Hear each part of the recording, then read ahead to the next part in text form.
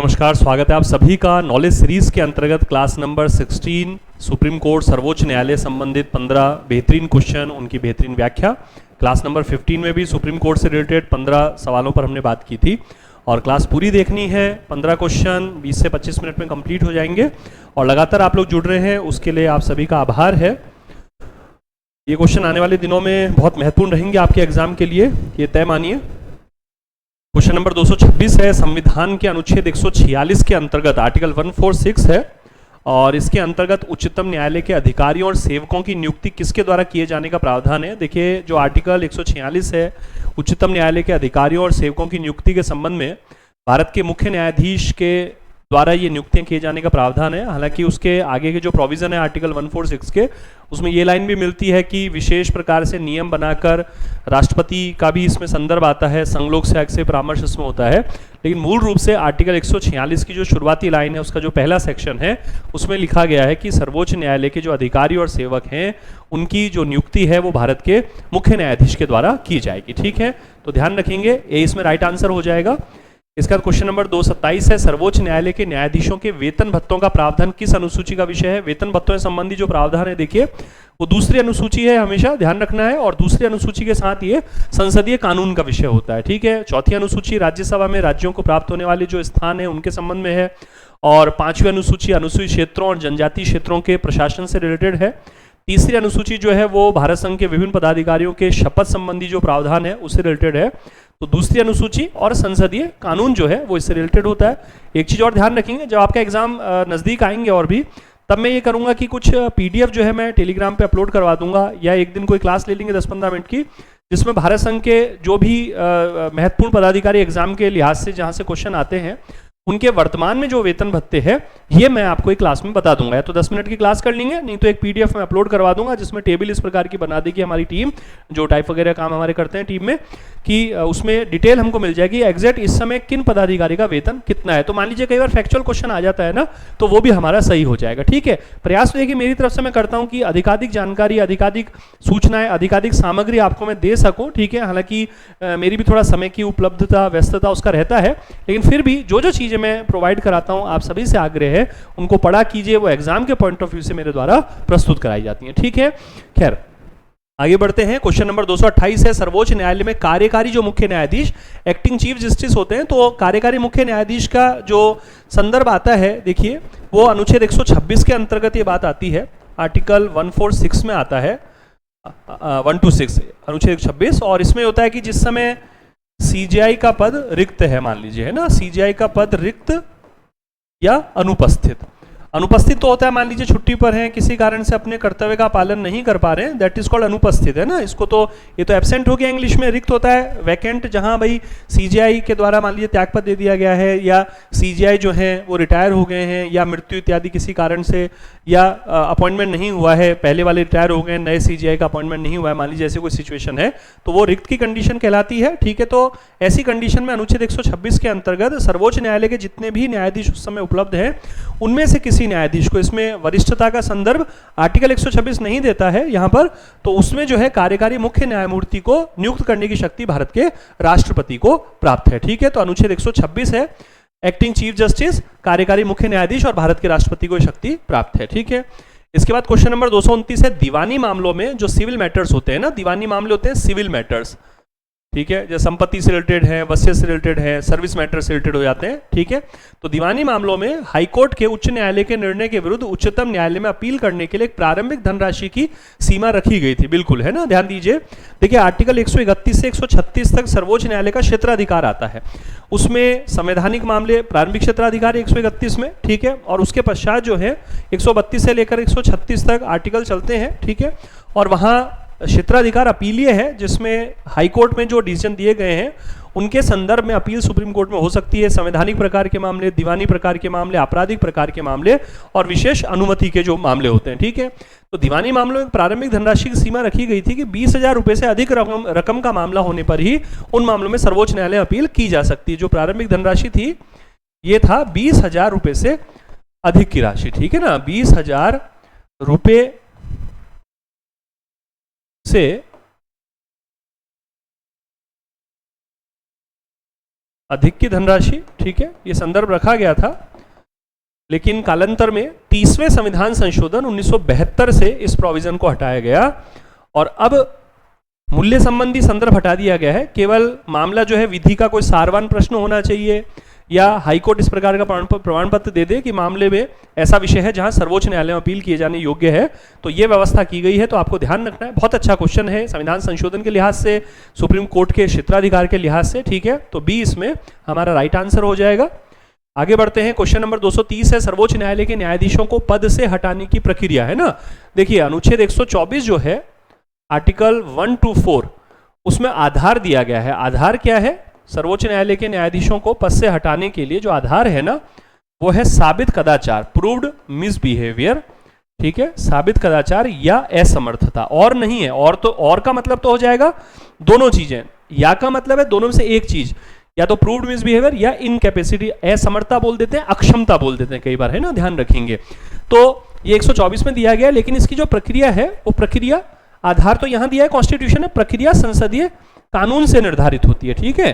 प्रक्रिया के लिए संसद कानून बना सकती है और संसद ने 1968 में न्यायाधीश जांच प्रक्रिया अधिनियम, जजेस इंक्वायरी एक्ट जो है, प्रोसीजर एक्ट इंक्वायरी का, वो 1968 में बनाया है। तो इसमें देखिए ये कह रहे हैं कि सत्य कथन का चुनाव कीजिए, न्यायाधीशों को संविधान के उल्लंघन के आधार पर पद से हटाए जाने का प्रावधान। तो ये जो बेसिक शब्द है संविधान के उल्लंघन या कॉन्स्टिट्यूशन में, केवल और केवल जब हम बात करते हैं आर्टिकल 56 और 61 की, ये राष्ट्रपति के जो है द्वारा संविधान का अतिक्रमण या संविधान के उल्लंघन पर महाभियोग के संबंध में ये शब्दावली काम आती है, ठीक है। तो यहाँ तो गलत हो गया, ये न्यायाधीशों के संदर्भ में साबित कदाचार या असमर्थता शब्द है। फिर न्यायाधीशों को पद से हटाने की प्रक्रिया संसद के किसी भी सदन में प्रारंभ किया जा सकती है, बिल्कुल, है ना। एक निश्चित संख्या में जो है सांसदों के सिग्नेचर होने चाहिए उस प्रस्ताव पर, लोकसभा राज्यसभा किसी भी सदन में लाया जा सकता है। न्यायिक जांच समिति 3 सदस्यों की होती है, न्यायिक जांच समिति का गठन किया जाता है, 3 सदस्य होते हैं इसमें, है ना। इसमें 2 तो न्यायाधीश और 1 जो है न्याय क्षेत्र के, कानून क्षेत्र के विशेषज्ञ लिए जाते हैं। तो इसमें लाइन क्या है देखिए, न्यायिक जांच समिति में 1 सदस्य अनिवार्य रूप से संसद के किसी सदन का होता नहीं, बिल्कुल नहीं। अच्छा, सेकंड वाला ठीक है, न्यायाधीशों को पद से हटाने की प्रक्रिया संसद के किसी भी सदन में प्रारंभ हो सकती है। फिर न्यायाधीशों को पद से हटाने का प्रस्ताव उसी सत्र में, हाँ ये उसमें कानून में लिखा हुआ है कि न्यायाधीशों को पद से हटाने का प्रस्ताव जिस सत्र में लाया गया है उसी सत्र में वो पारित होना आवश्यक है, ठीक है। तो ये 2 और 4 जो है वो इसमें सत्य हैं यहाँ पर, तो 2 और 4 जो है ये सी ऑप्शन आ गया। इससे रिलेटेड बहुत सारी जानकारी मैंने दी है, आप लोग लिख सकते हैं इन जानकारियों को, ठीक है। आगे बढ़ जाते हैं, क्वेश्चन नंबर 231 पर आते हैं। कथन है, न्यायिक पुनरावलोकन से संविधान के आधार पर संसद के कानूनों और सरकार के आदेशों की समीक्षा न्यायालय के द्वारा की जाती है। बिल्कुल, न्यायिक पुनरावलोकन का मतलब ही होता है कि न्यायालय को प्राप्त वो शक्ति जिसके माध्यम से वो संसद के कानूनों और सरकार के आदेशों, प्रशासनिक आदेशों का संवैधानिकता का परीक्षण करे और यदि संविधान विरुद्ध हो तो उनको असंवैधानिक घोषित कर दिया जाए, ठीक है, बिल्कुल। और न्यायिक पुनरावलोकन संविधान के मूलभूत ढांचे का हिस्सा है, बिल्कुल, क्योंकि पहले जो है 42वें संविधान संशोधन से विशेषकर न्यायिक पुनरावलोकन की शक्ति को बिल्कुल कमजोर कर दिया गया था। कालांतर में 44वें संशोधन से वो प्रावधान हटाए, वहाँ परिवर्तन करने का प्रयास किया गया और फिर बेसिक जो इसमें चीज़ आई वो 1980 के मिनर्वा मिल्स वाद में आई, जहाँ न्यायिक पुनरावलोकन की शक्ति को छीनने के जो प्रयास थे उनको अवैध घोषित किया गया और न्यायिक पुनरावलोकन को संविधान के आधारभूत ढांचे का भाग बनाने की जो प्रोसेस थी वो वहाँ से एक बेसिकली व्यापक रूप से हम उसको शुरू होता हुआ मानते हैं, ठीक है। तो ये भी ठीक है, लेकिन क्षैतिज संबंध नहीं है, ये न्यायिक पुनरावलोकन का अर्थ बता रहा है, ये न्यायिक पुनरावलोकन के महत्व को बता रहा है ना। कथन कारण को इस तरह से हम थोड़ा सा पकड़ते हैं प्रश्नों को, ये तो अर्थ बता रहा है न्यायिक पुनरावलोकन का, उसका जो कॉन्सेप्ट है ये न्यायिक पुनरावलोकन के महत्व को बता रहा है। तो एक में अर्थ है, एक में महत्व है, तो दोनों में क्षैतिज संबंध नहीं है कोई भी, ठीक है। मतलब ऐसा नहीं है कि एक को हटा दिया जाए तो दूसरे का अस्तित्व नहीं है, इसमें ऐसा नहीं है संदर्भ, ठीक है। तो कथन कारण दोनों सही हैं, परंतु कारण कथन की सही व्याख्या नहीं है, ठीक है। तो 20 में राइट आंसर आ जाएगा। उसके बाद 232 नंबर क्वेश्चन है, सर्वोच्च न्यायालय द्वारा यह किस वाद में निर्धारित किया गया कि राष्ट्रपति को दिया गया परामर्श जिन आधारों पर है वह न्यायिक पुनरावलोकन के विषय हैं, है ना। हाँ देखिए, बड़ा महत्वपूर्ण चीज है, सुप्रीम कोर्ट को बहुत महत्वपूर्ण शक्ति है और भारत में किसी भी पदाधिकारी, किसी भी संस्थान द्वारा बनाए जाने वाले कानून या दिए जाने वाले आदेशों की समीक्षा न्यायपालिका सर्वोच्च न्यायालय करते हैं। तो ये एक बहुत महत्वपूर्ण केस है 1994 का एसआर बोम्मई वाद। 1994 का ये अनुच्छेद 356 के संदर्भ में हम इसकी बात करते हैं, ठीक है। अनुच्छेद 356 के संदर्भ में राष्ट्रपति शासन इसको बोलते हैं और इसमें पंथ निरपेक्षता और संघवाद को संविधान के आधारभूत ढांचे का हिस्सा भी बताया गया। तो यहाँ जो है ये कहा गया कि राष्ट्रपति को दिया गया परामर्श, एक्चुअली अगर आपको ध्यान हो मैंने राष्ट्रपति वाले जो क्लास थी उसमें बताया भी था, आज फिर से बताता हूँ कि राष्ट्रपति को मंत्रियों के द्वारा क्या सलाह दी गई ये न्यायालय में जांच का विषय नहीं है, लेकिन वो सलाह जिन आधारों पर दी गई उस पर जांच की जा सकेगी। तो एसआर बोम्मई वाद जो है 94 का अत्यधिक महत्वपूर्ण माना जाता है, इसमें संदर्भ प्रस्तुत किया गया था। ठीक है, फिर आगे बढ़ते हैं हम लोग। क्वेश्चन नंबर 233 है, कथन है मूल अधिकारों के संरक्षण के लिए सर्वोच्च न्यायालय का अधिकार केवल अपीलीय क्षेत्राधिकार है। तो ऐसा नहीं है, क्योंकि अपीलीय क्षेत्राधिकार का मतलब है कि पहले विषय उच्च न्यायालय में आएगा और फिर सर्वोच्च न्यायालय, नहीं। अनुच्छेद 32 जो है, देखिए मूल अधिकारों के संरक्षण के लिए अनुच्छेद 32 जो है ना, उसमें सीधे मामला सर्वोच्च न्यायालय में लाया जा सकता है, और लाया जाता ही है, सकता क्या हो तो लाया जाएगा, अनुच्छेद 32 में है ना। तो इसको रिट क्षेत्राधिकार, ये रिट क्षेत्राधिकार भी है सर्वोच्च न्यायालय का, और ये उसका एक प्रारंभिक क्षेत्राधिकार भी है। ठीक है, मामला अनुच्छेद 32 में केवल और केवल सर्वोच्च न्यायालय में लाया जाता है ना। तो ये वाला जो कथन है, कथन तो गलत हो गया। कारण क्या है, संवैधानिक मामलों में उच्च न्यायालय के निर्णय पर सर्वोच्च न्यायालय में अपील संभव, बिल्कुल मैं बात कर चुका हूं थोड़ी देर पहले। संवैधानिक मामले, उसके अंतर्गत दीवानी और आपराधिक दोनों प्रकार के मामले संबंधित हो सकते हैं, तो इसमें उच्च न्यायालय के निर्णय पर सर्वोच्च न्यायालय में अपील संभव है। तो कारण इसमें सही है, तो कथन गलत परंतु कारण सही। देखिए एक चीज देखा होगा, मैं बहुत सारे कथन कारण के क्वेश्चन भी लगातार आप लोगों को करवा रहा हूं, इनको बहुत महत्व दीजिए। बहुत सारे क्वेश्चन बहुत शानदार, मुझे लगता है बहुत शानदार क्लासेस हमारी चल रही हैं, बस आप लोग जुड़ते रहिए ज्यादा से ज्यादा संख्या में। हाँ, क्वेश्चन नंबर 234 है, निम्न में से किस वाद में उच्चतम न्यायालय ने यह निर्धारित किया है कि क्षमादान की शक्ति उच्चतम न्यायालय द्वारा बनाए गए नियमों के अधीन है ना। क्षमादान की जो शक्ति है, देखिए क्षमादान का संदर्भ जो है दो संदर्भों में आता है, एक तो राष्ट्रपति को प्राप्त है क्षमादान, ठीक है, और एक जो है वो राज्यपाल को प्राप्त है ना। राष्ट्रपति को अनुच्छेद 72 के अंतर्गत क्षमादान की शक्ति मिली होती है, आर्टिकल 72 के अंतर्गत, और जो राज्यपाल हैं उनको अनुच्छेद 161 यानी अनुच्छेद 161 के अंतर्गत क्षमादान की शक्ति प्राप्त होती है ना। क्षमादान की शक्ति जो है उसके अंतर्गत क्षमा, लघुकरण, परिहार, विराम और प्रविलंबन ये शामिल होती हैं, और अलग अलग उसमें संदर्भ दिए जाते हैं। तो ये एक बहुत ही फेमस केस था, 1959 से 1961 तक मूल रूप से मामला चला था, और ये KM नानावटी वाद था। आपने देखा होगा बहुत सालों पहले एक मूवी आई थी, रुस्तम मूवी आई थी, है ना, और बड़ी अच्छी मूवी थी, बड़ा अच्छा कथानक था उसका, और मैंने भी देखी थी, आप में से अधिकांश ने देखी होगी, नहीं देखी तो कभी देख लीजिएगा, यूट्यूब पे आजकल तो आ जाती हैं तो देख सकते हैं, कभी देख लीजिएगा। ठीक है, जरूरी नहीं कि अभी क्लास बीच में रोक कर मूवी देखें, ऐसा नहीं है। ठीक है, तो देख सकते हैं। तो ये वो KM नानावती वाद के ऊपर ही उस मूवी का जो प्लॉट था, मूवी का कथानक जो इस पर आधारित था, तो KM नानावती वाद में ये व्यवस्था रखी गई थी। बड़ा वो इंटरेस्टिंग शानदार प्रकार का वाद था, न्यायिक व्याख्याओं के संदर्भ में बहुत सारी उसमें व्याख्याएं हुई थी, एक लैंडमार्क जजमेंट उसको मानते हैं। तो ये वाला थोड़ा सा आप ध्यान रखिएगा, पेपर में क्वेश्चन पूछ सकते हैं।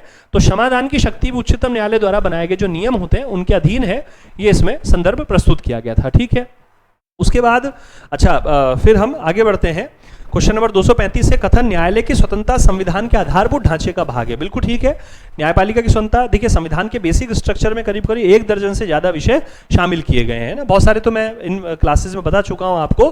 तो न्यायालय की स्वतंत्रता संविधान के आधारभूत ढांचे का भाग है, और ये अभी हमने जब 99वें संविधान संशोधन हुआ 2014 में और 2015 में उसे असंवैधानिक घोषित किया गया, राष्ट्रीय न्यायिक नियुक्ति आयोग अधिनियम को असंवैधानिक घोषित किया गया, तब भी हमने देखा कि न्यायपालिका की स्वतंत्रता में किसी भी प्रकार का हस्तक्षेप जो कार्यपालिका के द्वारा किया जा रहा हो या व्यवस्थापिका करती हो, वहां तो कार्यपालिका का हस्तक्षेप था, तो उसे अवैध घोषित किया जा सकता है, क्योंकि न्यायपालिका की स्वतंत्रता संविधान के आधारभूत ढांचे का हिस्सा है ना। न्यायपालिका की स्वतंत्रता एक बहुत ही मेजर बिंदु होता है संसदीय लोकतंत्र या अध्यक्षीय लोकतंत्र की सफलता के लिए, तो बिल्कुल ठीक है। और न्यायिक सक्रियता के साथ जनहित याचिका का संबंध है, बिल्कुल ठीक है। PIL पब्लिक इंटरेस्ट लिटिगेशन यहीं से बेसिकली 70 के दशक के अंतिम वर्षों में 76 से कहानी विशेष रूप से शुरू होती है आपातकाल के दौर में, फिर 78, 79 इसमें बहुत मेजर ईयर थे, और न्यायमूर्ति PN भगवती और न्यायमूर्ति VR कृष्णा अय्यर जो हैं उनका न्यायिक सक्रियता के इवोल्यूशन में, डेवलपमेंट में बहुत महत्वपूर्ण योगदान माना जाता है। न्यायमूर्ति PN भगवती और न्यायमूर्ति VR कृष्णा अय्यर, है ना, ध्यान रखिएगा।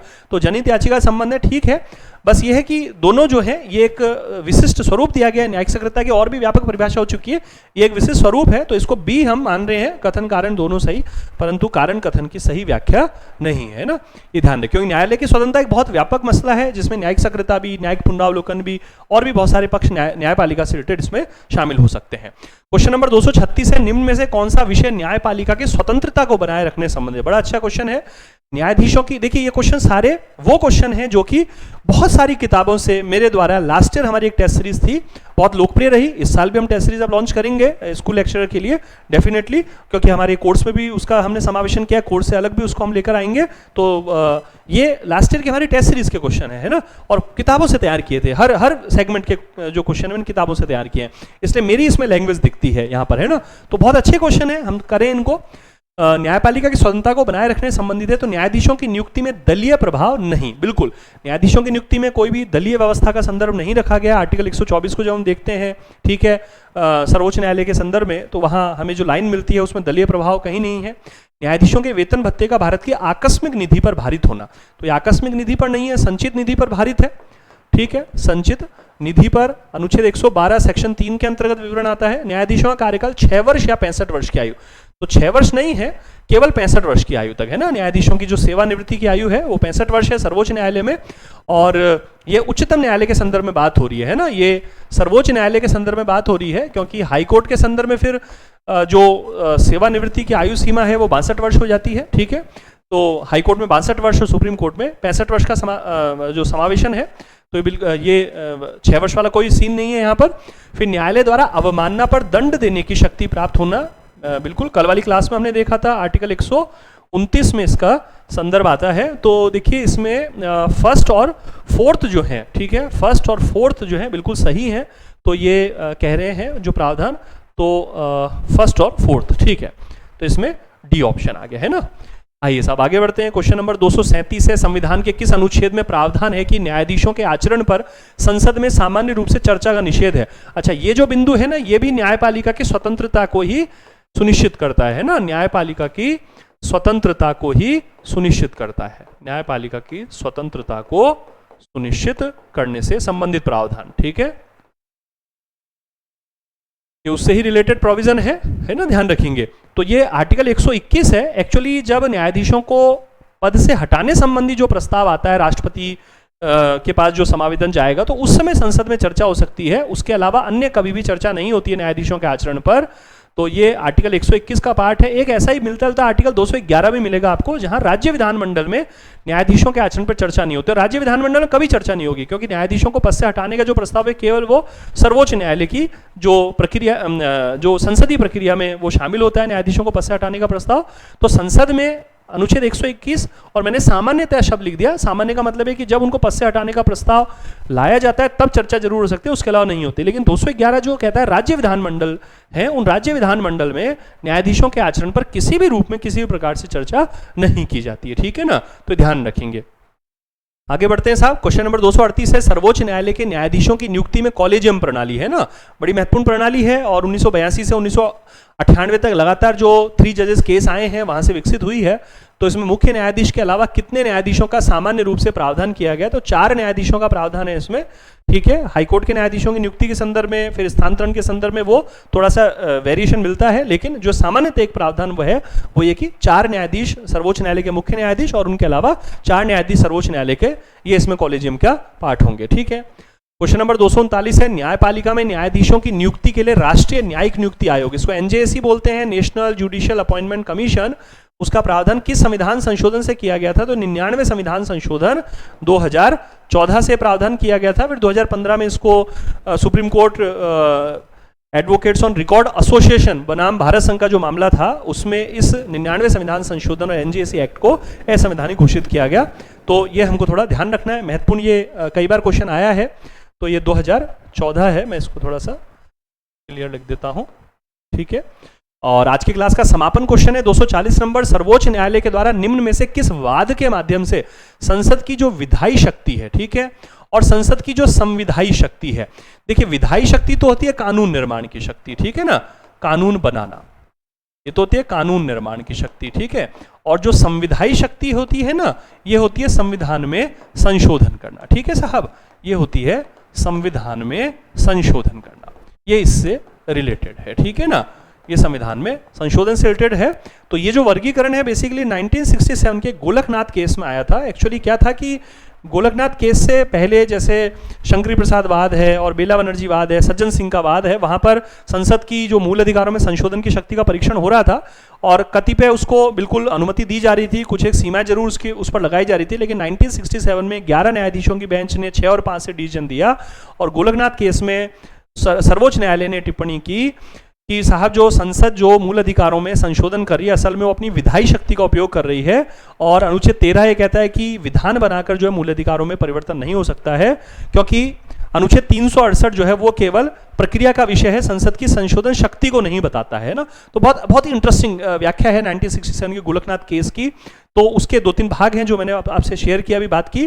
फिर बाद में कालांतर में 71 में 24वें संविधान संशोधन से गोलकनाथ वाद में जो डिसीजन दिया गया था उस डिसीजन में की जो प्रकृति थी उसमें परिवर्तन संसद ने कर दिया और अनुच्छेद 13 में और 368 में परिवर्तन कर दिया और 368 में लिख दिया गया कि संविधान में संशोधन की संसद की शक्ति और प्रक्रिया है ना। तो वो जो डिसीजन था वो डिसीजन को पलट दिया गया। तो ये खैर भारतीय राज्य व्यवस्था के इतिहास में ये देखा गया 1950 से 1980 तक तो बहुत तीव्र मात्रा में कि संसद जो संशोधन करती है, न्यायालय उसका परीक्षण करता है विभिन्न वादों में और न्यायालय जो विभिन्न वादों में डिसीजन देते हैं तो संसद के द्वारा जो है उन डिसीजन के संदर्भ में कुछ संविधान संशोधन भी पारित किए जाते हैं, या तो उसके अनुकूल या उन डिसीजन को पलटने के संदर्भ में। तो ये एक बहुत राज्य व्यवस्था की एक बहुत महत्वपूर्ण विशेषता रही है। एग्जाम में बहुत ही ज्यादा महत्वपूर्ण रूप से इसका क्वेश्चन पूछे जाते हैं। ठीक है, तो प्यारे विद्यार्थियों आज की भी जो क्लास है हमारी, हाँ ठीक है, तो 240 क्वेश्चन हमारे कंप्लीट हो गए हैं। आप सभी से आग्रह है ज़्यादा से ज़्यादा संख्या में जुड़िए, इन क्लासेस को देखिए, आने वाले एग्जाम में बहुत शानदार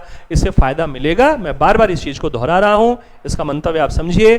ठीक है, इन क्लासेस से बहुत फ़ायदा आप लोगों को मिलेगा। बहुत सारी व्याख्याएं हम लोग कर रहे हैं। कल मैं मिलता हूँ क्लास नंबर 17 में और मोस्ट प्रोबेबली हम लोग पार्लियामेंट के 15 बेहतरीन क्वेश्चंस पर बात करेंगे। ठीक है, स्वास्थ्य का ध्यान रखिए, खूब सकारात्मक बने रहिए, खूब पढ़ाई कीजिए, सफलता प्राप्त कीजिए, नौकरी प्राप्त कीजिए। नमस्कार, धन्यवाद।